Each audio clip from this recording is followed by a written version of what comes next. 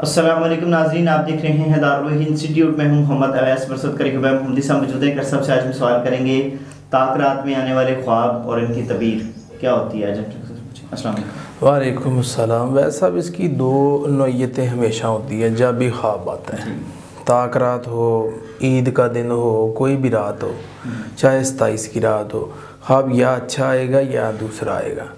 تو اچھا خواب آتا ہے جس طرح خواب کے اندر انسان جنت دیکھتا ہے، باغ دیکھتا ہے، قرآن مجید دیکھتا ہے، یا اس کے علاوہ بندہ مدینے ہے، مکے ہے، یہ وغیرہ وغیرہ خواب دیکھتا ہے، تو اس کی اسی حساب سے تعبیر اچھی ہوگی۔ وہ ہم آپ کا صاحب کے حالات دیکھیں گے، آپ کی عمر، ایج وغیرہ وغیرہ دیکھ کے پھر اس کے مطابق آپ کو تعبیر دی جائے گی کہ آپ کس ایج میں کیا نیکی کر رہے ہیں، کیا ہو رہا ہے۔ اسی طرح اگر برا خواب آئے، جس طرح خواب کے اندر اندھیرا دیکھنا، اگزام میں پھنس جانا، یا آنے والا وقت اچھا نہ دیکھنا، خواب کے اندر خواب میں سانپ دیکھنا، تو خواب کے اندر اونچائی سے نیچے گرنا، یہ برے خواب ہوتے ہیں۔ تو اگر قتل ہوتا دیکھنا، میت دیکھنا، تو اس طرح کے اگر خواب آتے ہیں تو بندے کی یہ بھی نوعیت دیکھ کے اسی حساب سے اس کی تعبیر ہوتی ہے۔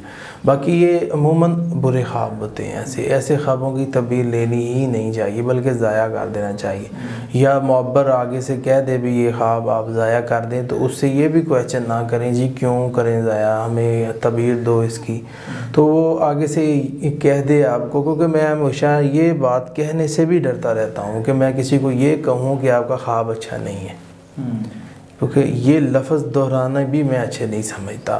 مجھے یہ بھی ڈر ہوتا ہے کہ میں اگر کسی کو یہ کہہ دوں گا نا تو تب بھی اس کا نقصان ہو سکتا ہے۔ تو اگر معبر کہہ دے اس کو ضائع کر دو، بس ٹھیک ہو گیا جی، ضائع کر دیتے ہیں۔ تو یہی دو راستے ہیں ویسا۔ جی ناظرین، اگلے پروگرام میں پھر حاضر ہوں گے، ہمیں اجازت دیجیے، اللہ حافظ۔ اعوذ باللہ من الشیطان الرجیم، بسم اللہ الرحمن